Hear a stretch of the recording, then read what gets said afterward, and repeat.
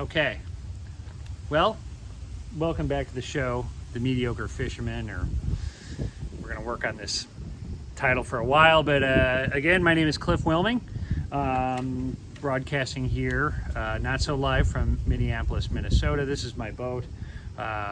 It goes by many names. I've called it the Sergeant Asher, the Lucy Parsons, the Lance Corporal, I'm sure a few other things too. But this is my boat. I got it last summer. It is a 1996 Alumacraft back troller 14-footer. It's got a 40 horsepower Mariner engine on it that seems to run just amazingly. And for those of you that know me, I've done very little fishing for a very long time, probably since I was like 14, 12 years old. And so yeah, I got this boat. My family moved back here to the Midwest, and we're going to exploit the hell out of the amazing lakes and bodies of water around here. And so I picked this up for $1,800. It's been a real workhorse. It's been excellent. I've had it out on the Mississippi and a ton of different lakes in Wisconsin and Minnesota.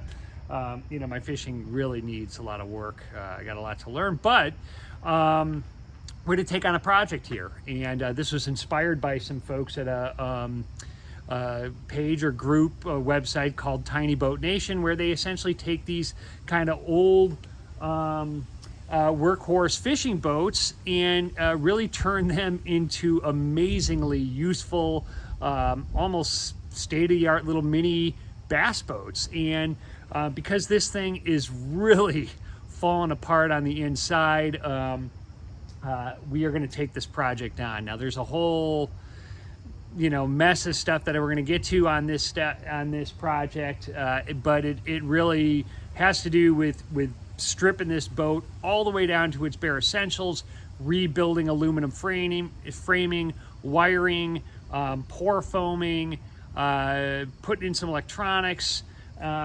certainly nothing too fancy on my end. And then really rebuilding it so that it looks, by the end of it, it will look far more like a little mini bass boat. And hopefully a bunch of this stuff that is just really coming apart on the inside will be completely gone. And so, without a whole lot more, introduction, my skill set is really with carpentry and wood. Maybe, I've done some wiring. My plumbing is just terrible. And what's even worse is my drywalling. Don't hire me for that. But so this is quite a bit outside of my skill set, so I'm kind of excited about it.